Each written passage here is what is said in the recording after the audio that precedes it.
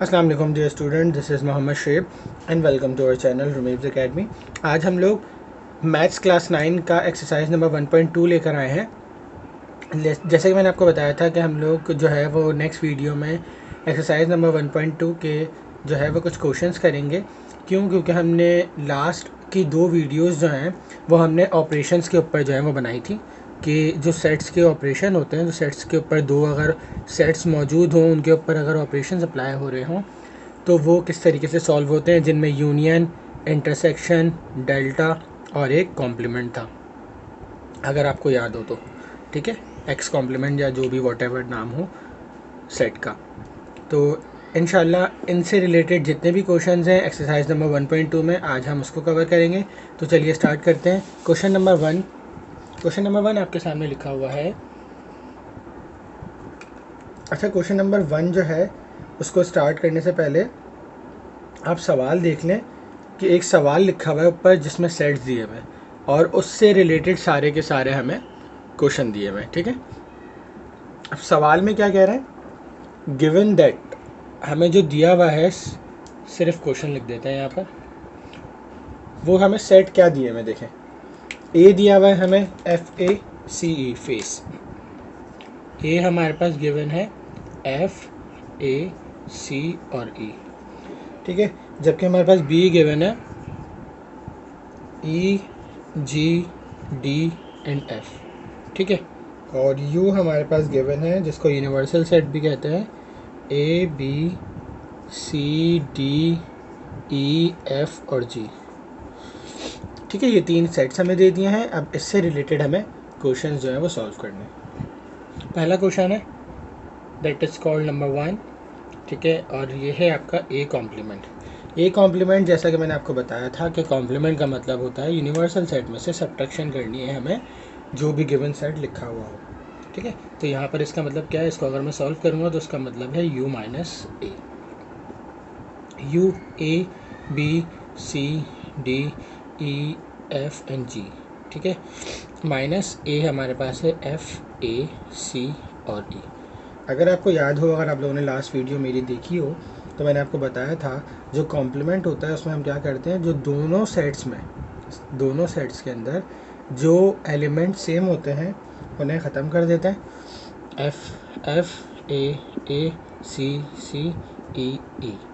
ख़त्म कर देते हैं। और जो फर्स्ट सेट के जो एलिमेंट्स बचते हैं सिर्फ और सिर्फ फर्स्ट सेट के, उनको हम क्या करते हैं, आंसर में लिखते हैं। तो यहाँ पर तो फर्स्ट सेट में ही बच रहे हैं, यहाँ पर नहीं बच रहे, लेकिन अगर इत्तेफाक से यहाँ बच रहे होते तो हम इनके एलिमेंट्स नहीं लिखते बल्कि सिर्फ इनके एलिमेंट्स लिखते। ठीक है, तो ये क्या हो जाएगा, U माइनस ए, इसको हम ए कॉम्प्लीमेंट भी कहते हैं, और ये हो जाएगा बराबर BD और G के। ये हमारा हो गया आंसर। ठीक है, इसी तरीके से क्वेश्चन नंबर 2 है, आपने खुद से इसी तरीके से सॉल्व करना है, बी बार। ठीक है, A intersection B, question number 3 है आपका, A intersection B, question number 3। Intersection अगर आपको याद हो तो इंटरसेक्शन में मैंने आपको बताया था कि जो दोनों सेट्स में सेम एलिमेंट होते हैं हम सिर्फ उनको लिखते हैं।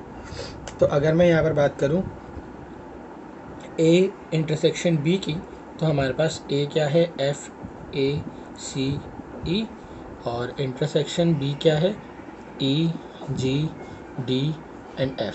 ठीक है, अब यहाँ पर आप देख लें कि हमारे पास सेम एलिमेंट्स कौन कौन से हैं, ए इंटरसेक्शन बी में सेम एलिमेंट कौन कौन से हैं। देखिए F यहाँ पर है, यहाँ पर भी है, तो इसका मतलब F हो गया।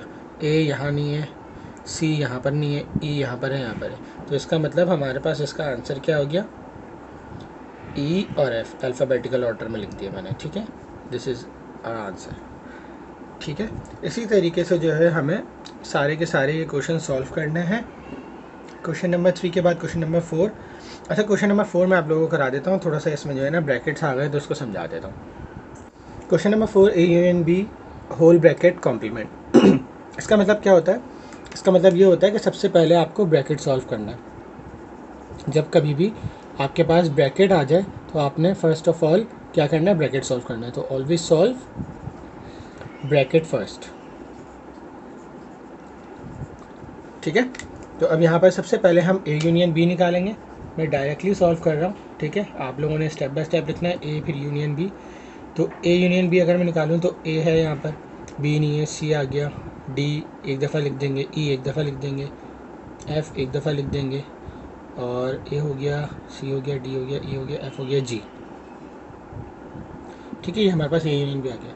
अब हमें क्या निकालना है, ए यूनियन बी का कॉम्प्लीमेंट निकालना है, और इसका मतलब क्या है, यू में से हम माइनस करेंगे ए यूनियन बी, ठीक है।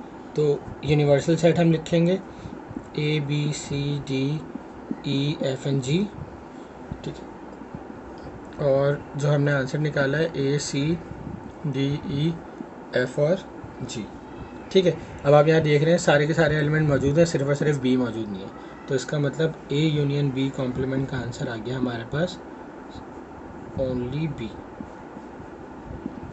ठीक है। इसी तरीके से क्वेश्चन नंबर 5 में भी आपने ये करना है।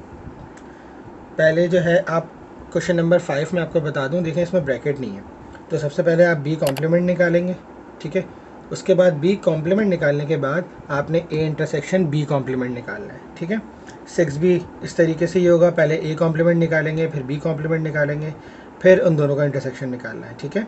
क्वेश्चन नंबर 7 में बहुत आसान है, नल सेट है, नल सेट कुछ भी नहीं होता, इसका मतलब जो यूनिवर्सल सेट होगा वही आंसर होगा, फिर इंटरसेक्शन आ गया, ठीक है। और इस तरीके से सारे सवाल होंगे। अच्छा, इसके बाद जो है वो क्वेश्चन नंबर 8 तक यही इस तरीके से क्वेश्चन होंगे, ठीक है। क्वेश्चन नंबर 9 पे आते हैं हम। तो 9 पे आने से पहले हमें सेट्स जो हैं वो चेंज करके दिए हैं, और जो चेंज करके दिए हैं वो हमें सेट बिल्डर फॉर्म में दिए हैं। तो आई होप कि आपको सेट बिल्डर फॉर्म बनाना आती हो। मेरी जो है वो लास्ट वीडियोस देख लें, आप लोगों को जो है वो बनाना आ जाएगी। तो सेट बिल्डर फॉर्म में सबसे पहले ए सेट है आपके पास लिखा हुआ है positive even integers less than 10, तो मतलब पॉजिटिव इवन इंटीजर्स है, तो 2 4 6 8 आएगा। सिर्फ क्या आएगा, 2 4 6 8, ठीक है। बी में आपसे कह रहे हैं positive odd integers less than 10, odd numbers हैं, लेस देन 10 1 3 5 7 और 9 भी होगा इसमें, ठीक है। जबकि यूनिवर्सल सेट जो है वो इनका सबसेट है, मतलब यूनिवर्सल सेट ये जो है सबसेट्स है ना यूनिवर्सल सेट के, तो इसका मतलब यूनिवर्सल सेट में ये पूरा आ जाएगा 5 6 7 8 और 9।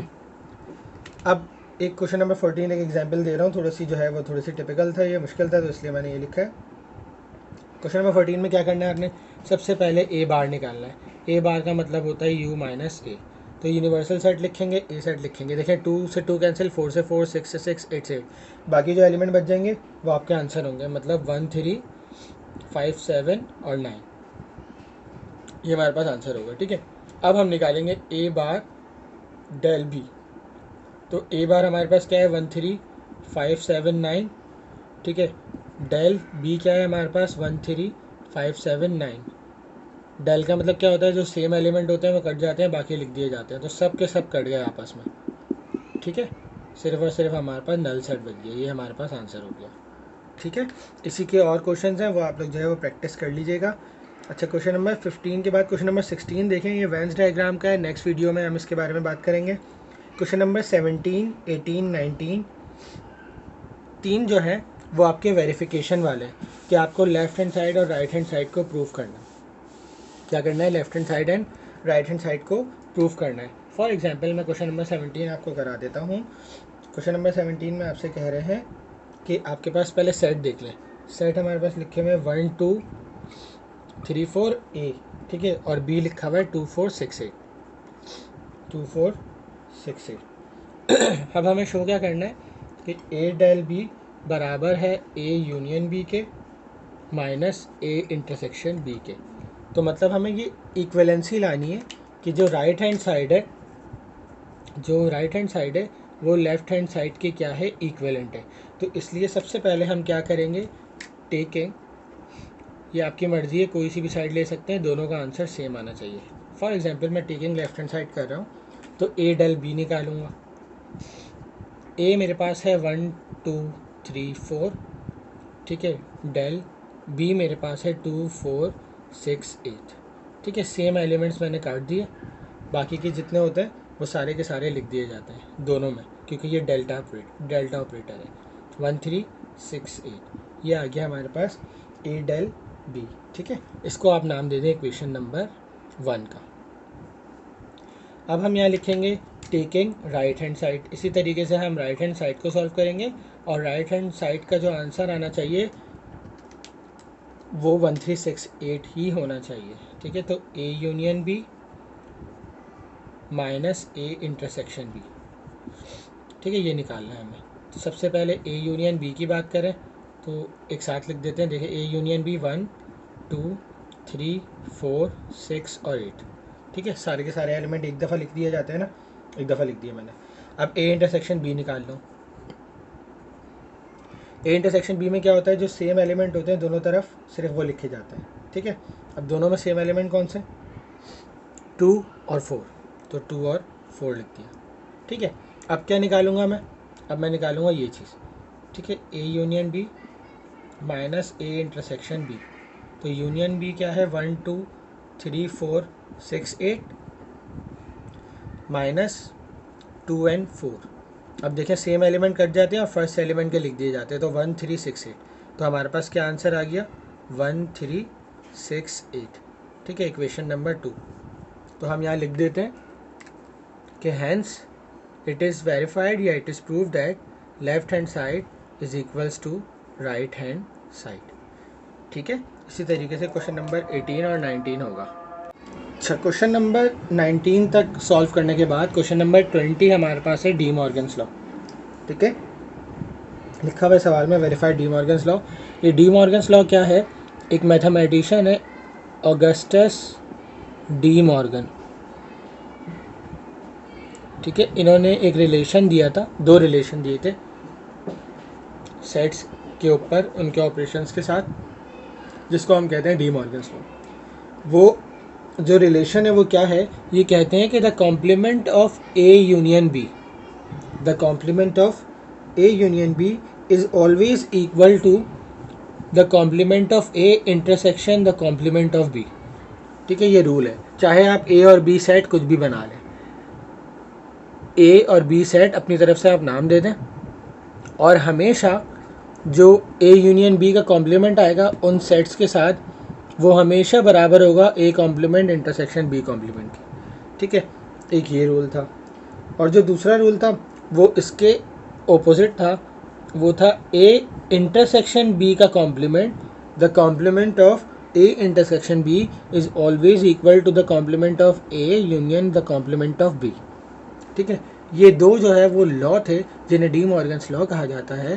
पेपर के अंदर ये सवाल जो है वो खुद से नहीं आता, जैसे आपको जो है वो ये नहीं है कि खुद से लिखना है, सवाल लिखा हुआ होता है चाहे ये चाहे ये, तो आपको फिर उसके अकॉर्डिंग जो है वो सॉल्व करना होता है। सेट्स आपको गिवन होंगे, आपको इसी तरीके से जैसे मैंने आपको क्वेश्चंस कराए हैं लास्ट, उसी तरीके से रूल फॉलो करते हुए आपने इनको वेरीफाई करना है। आप लोग एक काम करिएगा, 10 ईयर्स आप लोगों के पास होगी, 10 ईयर्स से जो है वो जो सवाल आए हुए हैं सेट्स के अकॉर्डिंग वहाँ लिखे हुए होंगे, आप उनको एग्जाम्पल समझ के अपने पास जो है वो लिख लीजिएगा। बुक का जो लिखा हुआ है वो भी लिख लीजिएगा अपने पास, तो ये दोनों प्रूव हो जाएगा। तो hence verify De Morgan's law. ठीक है, इसी के साथ जो है वो ये वीडियो ख़त्म होती है। क्वेश्चन नंबर 21 ये जो है वो बेसिकली प्रॉपर्टीज़ हैं सेट की, जिसकी वीडियो जो है हम दूसरी बनाएंगे, इससे रिलेटेड नहीं है, तो इसलिए हम नेक्स्ट वीडियो में जो है वेन्स डायग्राम करेंगे, उसके बाद हम प्रॉपर्टी की बात करेंगे। तब तक अपना बहुत सारा ख्याल रखिएगा, चैनल को लाइक एंड सब्सक्राइब ज़रूर कीजिएगा। अल्लाह हाफ़िज़।